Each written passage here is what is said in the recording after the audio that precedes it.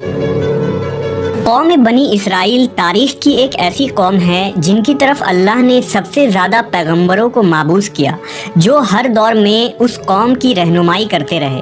اللہ نے بنی اسرائیل کو ایک لمبے عرصے تک دنیا کے دوسرے اقوام پر سبقت دی اور دنیاوی عروج عطا فرمائی۔ بنی اسرائیل کو بے شمار نعمتوں سے بھی نوازا گیا تھا اور مقدس سرزمین بھی عطا کی گئی۔ اس کے باوجود یہ قوم اللہ کی نافرمان ثابت ہوئی۔ یہودیوں نے اپنے طرف بھیجے گئے بے شمار نبیوں کو قتل کیا، اللہ کے حکم کی پامالی کی اور ہر دور میں شرک میں مبتلا ہو گئے۔ یہ مجرم قوم جب عذاب میں مبتلا ہوتے تو اپنے پیغمبروں اور صالحین پر ایمان لا کر ان کی پیروی شروع کر دیتے، اور جیسے ہی ان پر سے یہ عذاب ہٹا دی جاتی وہ دوبارہ حق کے منکر بن جاتے اور اپنے وعدے سے پھر جایا کرتے تھے۔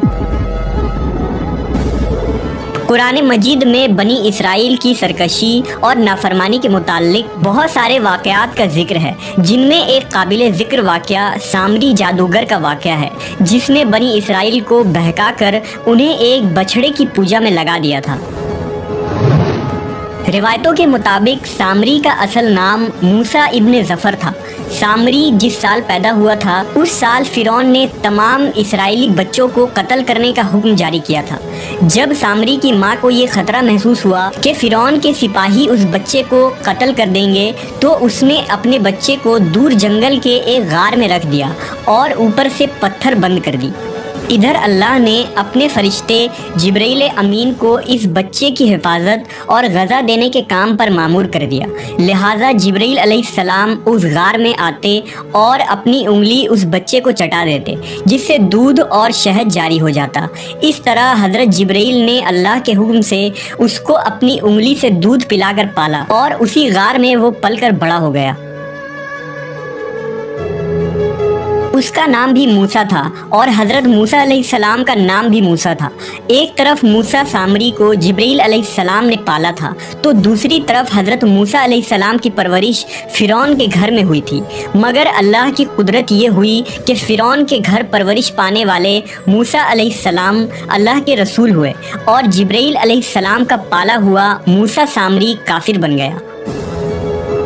دراصل جب اللہ رب العزت نے بنی اسرائیل کو فرعون کی غلامی سے نجات دیا اور فرعون کو اس کے لشکر سمیت دریائے نیل میں غرق کر دیا تو یہ قوم حضرت موسیٰ علیہ السلام کے ساتھ وادی سینا میں ہجرت کر گئی۔ وہاں اللہ نے موسیٰ علیہ السلام سے وعدہ کیا کہ انہیں مقدس کتاب توریت عطا کی جائے گی، جو بنی اسرائیل اور بعد کے آنے والے لوگوں کے لیے ہدایت ہوگی۔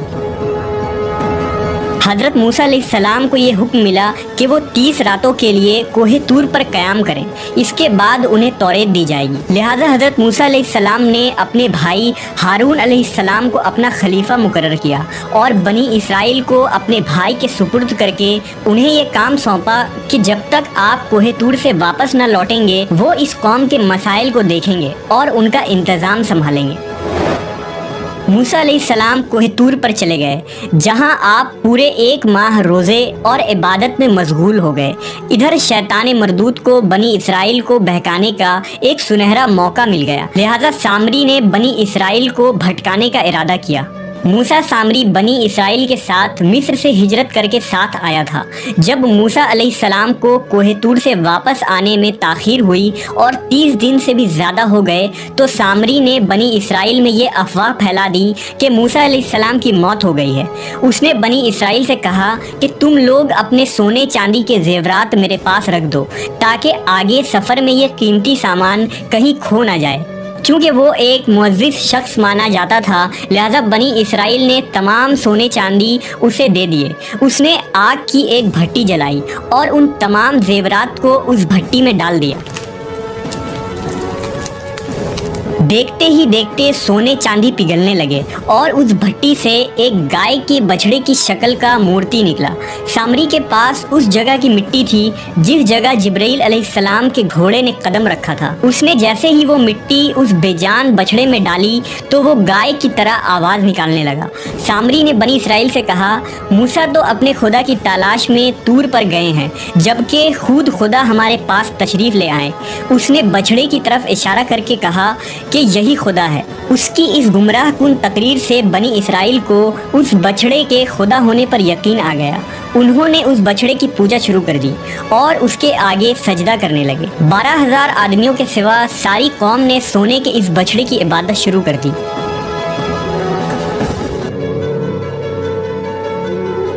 ادھر کوہ طور پر مسلسل 40 دن روزہ اور عبادت کے بعد موسیٰ علیہ السلام کو اللہ کا کلام ملا، جو 10 مقدس تختیوں پر تحریر کیے گئے تھے۔ جب آپ کوہ طور سے واپس آئے تو اپنی قوم میں ماحول کو تبدیل شدہ پایا۔ ہر طرف کفر و شرک کی بو آ رہی تھی اور لوگ ایک بچڑے کی پوجا میں مصروف تھے۔ یہ دیکھ کر حضرت موسیٰ غضبناک ہو گئے اور آپ پر جلال طاری ہو گیا۔ آپ نے اپنے بھائی ہارون کو داڑھی سے پکڑ کر گھسیٹنا شروع کر دیا اور غصے میں کہا کہ میں نے تمہیں اس قوم کی ذمہ داری دی تھی، پھر یہ شرک کیسے ہو گیا؟ لوگ اس بچڑے کی پوجا کیوں کر رہے ہیں؟ حضرت ہارون علیہ السلام نے کہا، اے میرے بھائی، مجھ پر ملامت نہ کرو۔ اس قوم نے میری بات نہ مانی اور مجھے کمزور کر دیا۔ میرے لاکھ سمجھانے کے باوجود یہ اس عمل میں پڑ گئے اور مجھے جان سے مارنے کی دھمکی بھی دی، لیکن میں ان ظالم لوگوں میں شامل نہیں ہوں۔ لہذا موسیٰ علیہ السلام کا جلال جب کچھ کم ہوا تو آپ نے اللہ سے اپنے بھائی کی بخشش کی دعا فرمائی۔ بنی اسرائیل نے جب موسیٰ علیہ السلام کو دیکھا تو وہ بہت شرمندہ ہوئے اور اپنے اس شرکیہ عمل پر ملامت کرنے لگے۔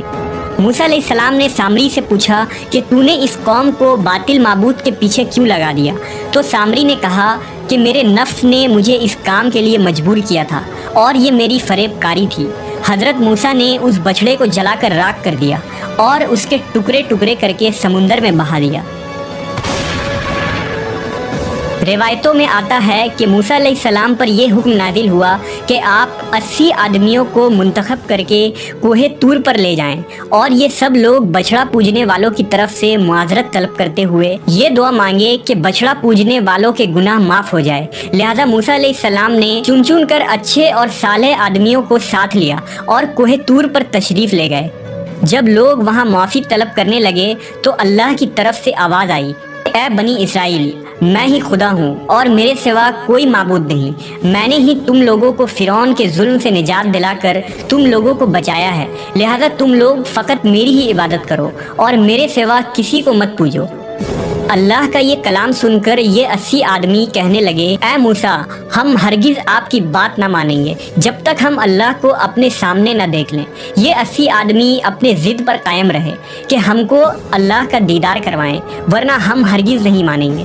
حضرت موسیٰ علیہ السلام نے انہیں بہت سمجھایا، لیکن وہ اپنی بات پر اڑے رہے، یہاں تک کہ اللہ نے اپنے جلال کا اظہار کچھ اس طرح کیا کہ ایک فرشتہ بھیجا جس نے ایک خوفناک چیخ ماری، جس سے ان لوگوں کے دل پھٹ گئے اور یہ لوگ مر گئے۔ حضرت موسیٰ علیہ السلام نے اللہ سے ان کے دوبارہ زندہ ہونے کی دعا مانگی تو یہ لوگ دوبارہ زندہ ہو گئے اور اللہ پر ایمان لے آئے۔ اللہ کے حکم سے حضرت موسیٰ علیہ السلام نے سامری کو بنی اسرائیل سے نکال دیا اور کسی کو بھی یہ حق نہیں دیا کہ اس سے رابطہ رکھے۔ بعض مفسرین نے لکھا کہ سامری کا جرم ثابت ہونے کے بعد موسیٰ علیہ السلام نے بددعا کی اور اللہ نے اسے ایسی بیماری میں مبتلا کیا کہ جب تک وہ زندہ رہا کوئی اس کے قریب نہیں جاتا تھا اور اس طرح وہ ذلت کی موت مر گیا۔